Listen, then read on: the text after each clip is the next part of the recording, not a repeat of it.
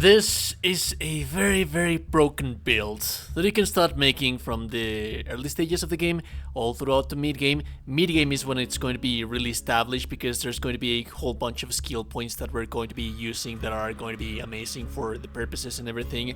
And for endgame, there's actually going to be a little bit more of farming involved with some of the items that we're using right in here for you to be that much more broken and powerful. And essentially this build, it's amazing because it kills things without you basically doing anything at all. The only things that are killing this is from a very broken grenade. This is the same grenade from the video that we posted yesterday. Now we built the worsted and it just became this absurdly broken, powerful monster for our Forgeknight right in here. So essentially it kills things on its own and you don't really have to do anything, and to some extent it stops being like fun because like things die around you just because of you existing, but you can still use your guns, you can still kill things and feel powerful. Now it gets really interesting when it comes to fighting bosses, because this is a build that is going to be dealing lots and lots of AoE tracking damage through the rest of the enemies that you have out there, and it is always going to kill the enemies out there. It's very useful because sometimes when the enemies are hiding away from some places, this thing is going to kill them, and if they manage to down you somehow, which they shouldn't because of some of the synergies that we're going to have right in here with the build, if they manage to down you, you're still going to be resurrected immediately even though you're not fighting anything else, because your swarms and grenades and AoE damage is always going to be looking for the enemy. So sometimes things are going to be dying even though you do not know where the enemy is. It's just that your grenades are going to be killing it on its own. Now back to boss fights. Sure, there's a little bit of a ordnance, different ordnance, heavy weapons that can deal a huge chunk to the enemy's health bar. However, this one is not going to do so that much. This is more like cheap AoE damage that is going to be bursting and killing things around you. But have in mind that usually the most annoying thing about boss fights, usually it's the ads that are dealing damage to you, because when you're focused on dodging those AoE attacks from the actual boss, then the ads are just being there, being annoying and dealing damage to you, and they're the ones that are actually popping your shields. So what this is going to do is that it is going to kill the ads, and when it kills the ads, that damage that it deals to the ads, it's going to be transported to the boss fight, which is always going to be consistent damage that is also going to be healing you at all times as well. So it's a little bit of an overview of the build. Before we continue to the build, remember that there's timestamps in the video description in case you want to jump to whichever section that you would want to jump to. But a little word from today's sponsor now. I've always wanted to write a novel. Who wouldn't like that? But if I were to, I'd like for that to be like J.R.R. Tolkien did it, with a rich world full of ages, historical events, places, cities, civilizations, cultures. And that in itself, it's a very daunting task. World Anvil helps to make that easier. Whether you're a novelist, a game native developer, a dungeon master, there's many a reason why you would like to create your own worlds, even as a hobby. World Anvil is your best friend on that remark, a tool where you can visibly see your world, keep track of your notes and back up them, timelines, characters, locations, and share them with other people, as well as explore that world in role-playing campaigns. With a spark of talent and a little bit of mind, you can use this tool to make your game world come true.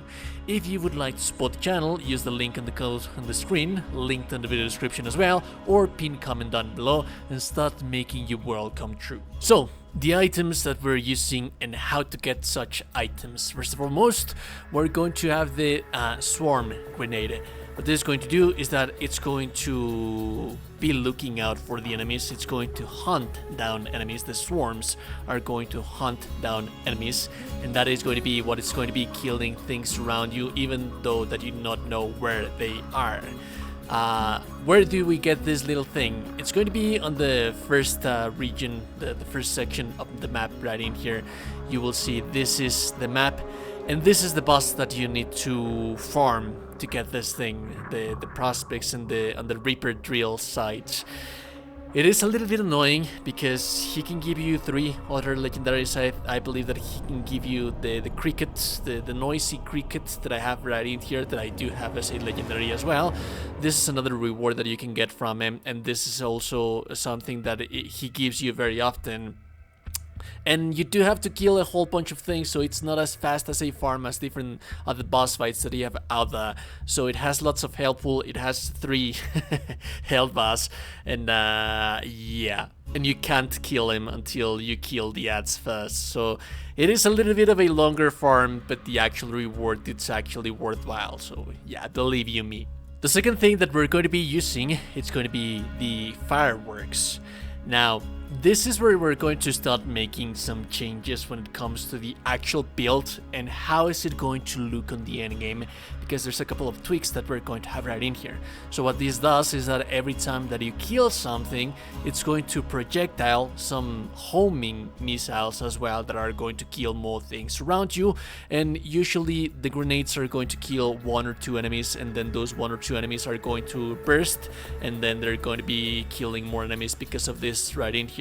If they burst your shield as well, they are going to home in 3 missiles, and because of how some stuff that we're going to have with our skills and a little while, this is something that it is going to be happening more often than what it usually does. Everyone knows by now where to farm this. This is actually the first farm that you have in the entirety of the game. This is the first boss that you fight on the entirety of the game. So you go to this area, and it's very easy to farm this guy because he doesn't have lots of health pool, so you're not going to have that much of an issue trying to get the shields, which is why the farming is going to actually get intense in here once you reach the end game of this build. So once you reach level 50, the actual status element of the projectiles and the missiles that the shield is going to have, it's going to be dependent on this little icon that you have right in here. So you'll see that I have 15% more nuclear resist, but that is also going to be the damage type that this guy is going to have. So I haven't gotten any cryo elemental damage for this shield. I've gotten fire, I've gotten poison, I've gotten nuclear, I've gotten electrical. I think that you can get a cryo one, and if you can get a cryo one, that's the one that you should be using for the endgame version or the level 50 version of this build. And the synergy is right in here. It's when it starts getting interesting because the game gets so broken because of some of the synergies that we have right in here. So first and foremost, I think that the most important one is going to be the tail of the comet. But also the Scorch Kairos. What this is going to do, it's going to increase the ordnance damage. It's going to increase the damage of your homing missiles of your grenade. The grenade is going to be killing more things, meaning that it is going to be popping the shield that much more, and that is why, as you can see right in here, people die so fast in front of you that you don't even actually have to do anything else at all. Now, the tail of the comet is very interesting because whenever you deal an ordnance damage, there is a chance that that damage is going to be converted to cryo status effects and deal cryo damage over time for a duration. This is very, very, very important for the rest of the synergies that we have right in here. The ancient ways are going to be very important because this increases the cryo damage, but also the machinist, because every time that you kill someone, your ordnance is going to be there's going to be a cooldown on the ordnance, and that means that you're going to be able to spam the grenades over and over and over and over again. And then we're going to have the icy rage. Essentially what this does is that every time that you kill an enemy with cryo damage, you're going to get the cryo affinity for a duration, which is going to increase the gun damage.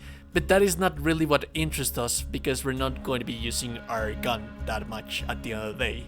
What we are going to be doing is going to be the Winter's Kiss, because whenever you deal ordnance damage, you consume a cryo affinity that we are getting right in here for this guy right in here, that it is going to spawn an elemental shot, that it is going to deal more cryo damage, that it's going to make more things explode. But also I think that the most important thing of everything right in here, it's going to be the primal surge. Because every time that you apply a status effect to an enemy, there is a chance that you're going to restore the shield and the ammo.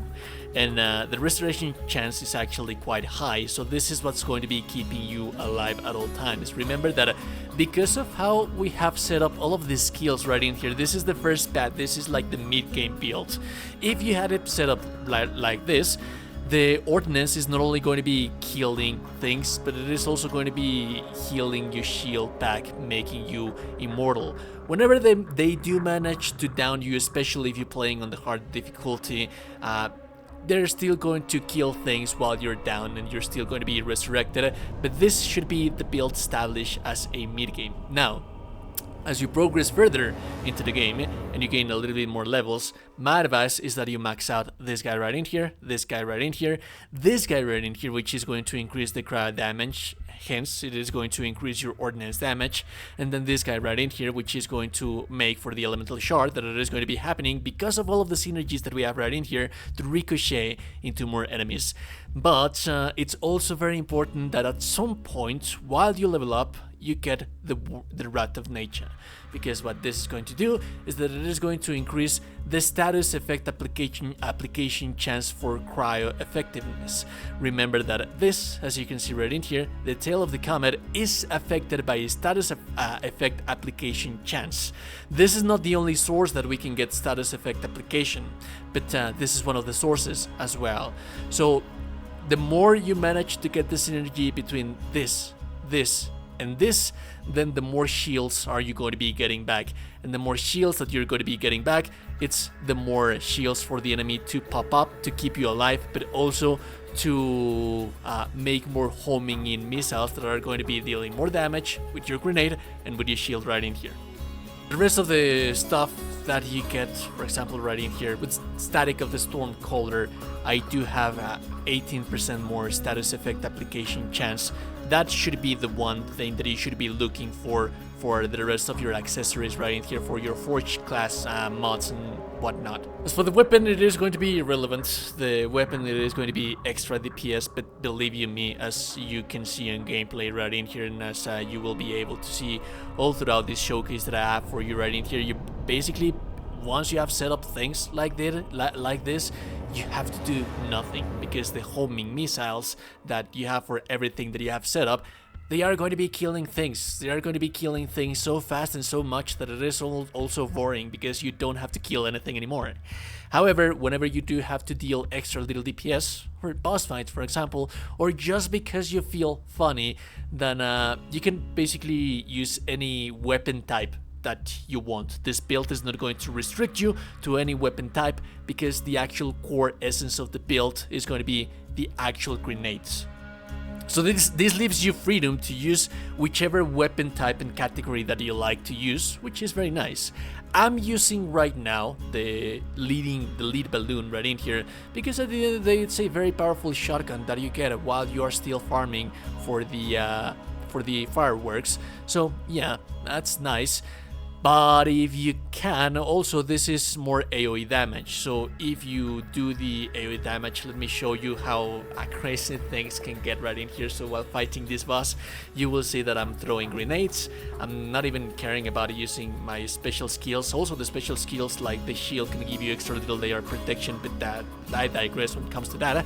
Now you can be shooting the grenades are going to be popping the missiles, and then the missiles are going to be dealing more damage, and then the shotgun is going to be dealing more AoE. You don't actually have to care about the AoE that this thing has, because it's just mayhem around you. You don't really have to like aim or care about anything. Everything is just going to die so fast around you, and you're not even going to know why. But yeah, my advice is that if you get the chance, if you manage to get lucky and you get like a weapon type that you like, preferably have it with Cryo, because Cryo is going to make a synergy with everything that I have shown you with the rest of the build. If you like the content, I can super appreciate it. Nostalgia that you're a gorgeous, beautiful person. You're indeed a gorgeous and beautiful person. Subscribe to the channel, you're in Discord. Have a beautiful day, goodbye.